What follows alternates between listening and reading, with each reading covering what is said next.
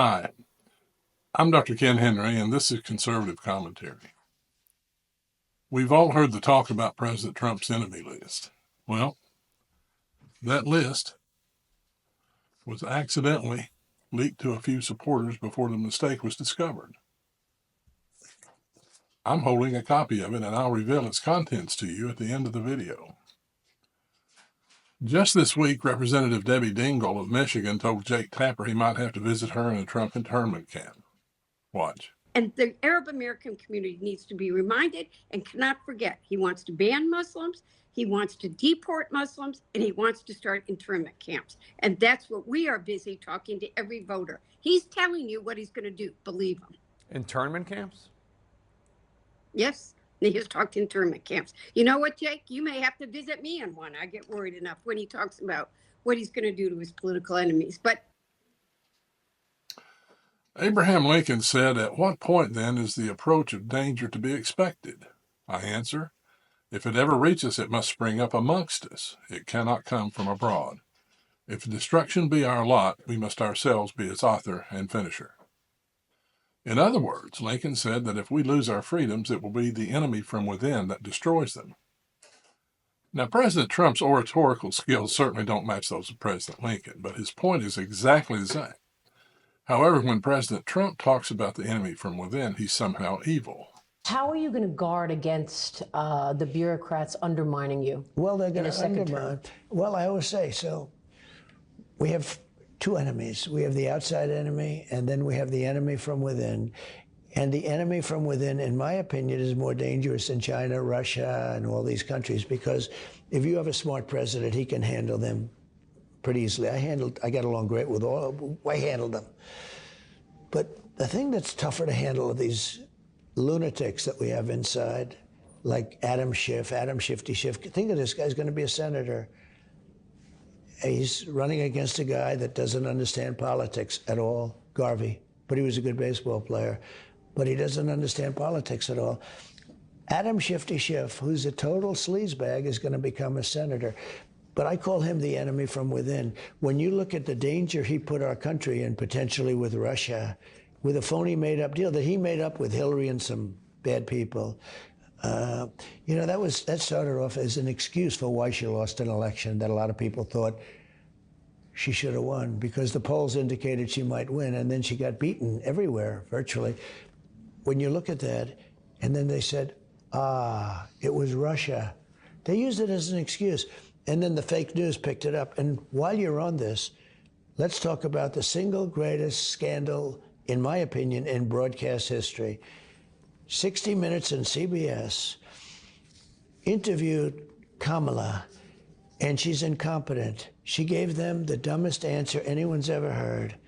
So they took that answer out, threw it, or the whole answer they threw out, and they took another answer that she gave to a totally different question and inserted it. And supposedly they did this a number of times, and they got caught. 60 Minutes, and CBS should lose their license for that. Now, there's been a ton of speculation about who is on this list. Is it Hillary? Is it Joe Biden? Kamala? Adam Schiff?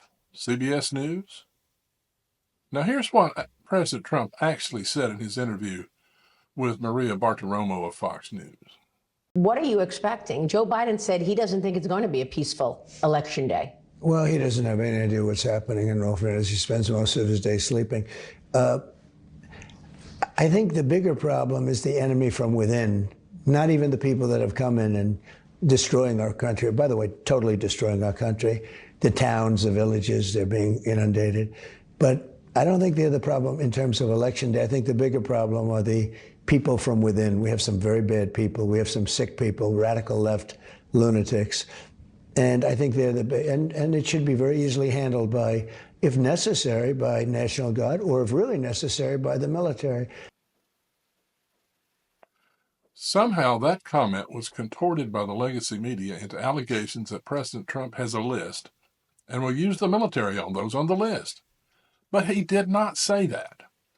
He said that lunatic lefties may riot if he's elected, and the National Guard or perhaps the military could be used to stop the riots. Kamala Harris and her surrogates have spent most of their time calling Trump a threat to democracy, a fascist, unhinged, Hitler, a dictator, and many other insults. But now Kamala has taken to saying that if elected, Trump will go after those on his enemies list. But if she's elected, she will go to work on her to-do list. If he is elected, it's not going to happen, but if he were elected, on day one, Donald Trump would walk into that office with an enemies list. You know, he talks about the enemies from within. When I am elected, I will walk in with a to-do list focused on your needs. But President Trump has said his administration's success will be his revenge.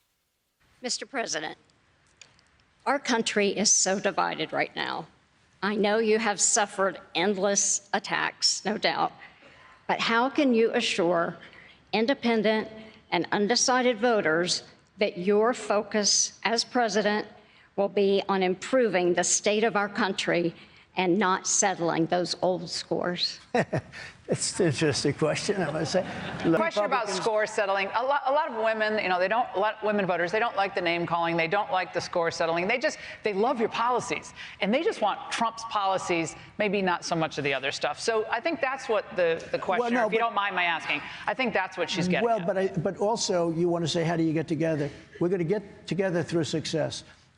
When the country was at a level that we had the best employment numbers in history. Everything was good. And this country was coming together. Then we got hit with COVID, but this country came together. I don't care about the revenge thing. I know they usually use the word revenge. Will there be revenge? My revenge will be success. Okay, so enough of the BS from the legacy media and Harris campaign. It's time to reveal who's on the list. Not only does the list reveal the names of each enemy, it describes how President Trump will deal with them. Are you ready? Here it is.